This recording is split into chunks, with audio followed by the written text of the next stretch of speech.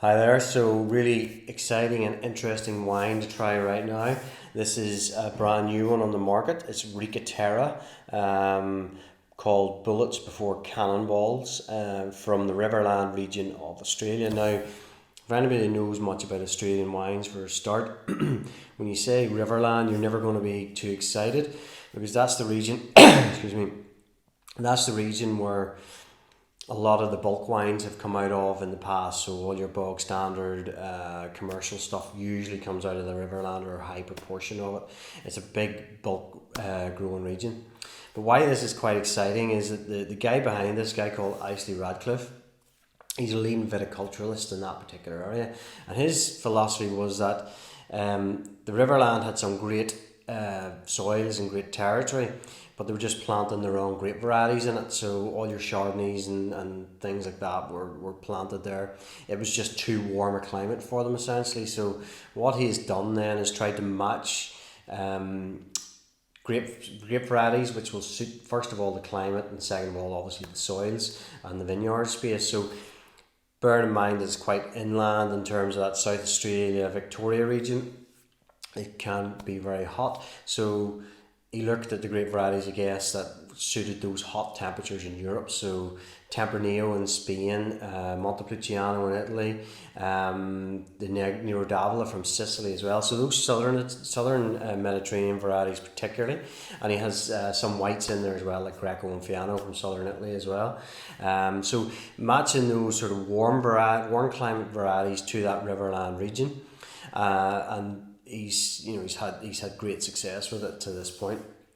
Now, there's quite an interesting reason for the name, I suppose, Bullets Before Cannonballs. So essentially what they've done here is planted small amounts of the grape varieties to begin with, so as in firing bullets essentially, to make sure that they suited the soils and the territories and the climate and stuff like that.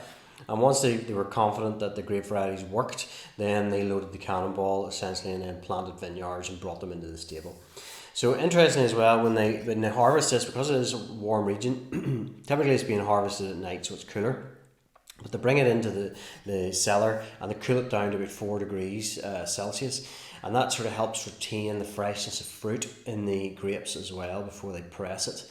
So this is a blend of Tempranillo, about 64% Tempranillo. There's Lagran in there from northern Italy, which is quite a fleshy, full body grape variety. Then there's Nero d'Avola, and there's some Durif, I think. Let me tell you. Nero d'Avola, Durif, Lagran, Negro Amaro, Tempranillo. Yeah, exactly, that's it. So what they do is press the grapes, and then they age them after fermentation in 3-year-old oak barrels. So strained oak, it's only a very, very subtle side effect as such, so they want to really emphasise the fruit. And in the wine, having tasted it already, it is really, they've done a lovely job with it, I must say. It's a medium weight, sort of depth wise, really, really nice, vibrant fruit flavours to it, sort of cherry, cola. There's slight earthiness going on in it as well. I don't know whether that's sort of from your southern Italian varieties, like your Nero d'Avolas and Negro Amaros that are in there. But really appealing, earthy licorice, fresh fruit, nice.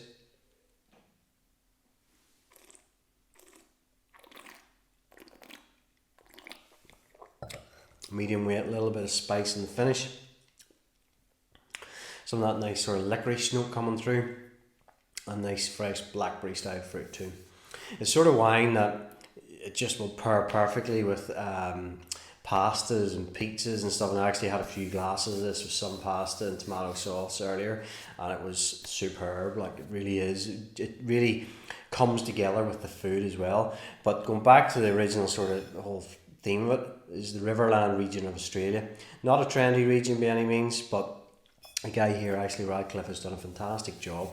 Made a wine is very interesting first and foremost, and very drinkable second of all. Sometimes from those areas it can be a little bit cloying and a bit basic and boring, to be honest. So fantastic job. Really like that wine, and if you like your Aussies and you like to try something a little bit out there, have a look at the Ricca Terra red bullets before Cannonballs. You'll not be disappointed.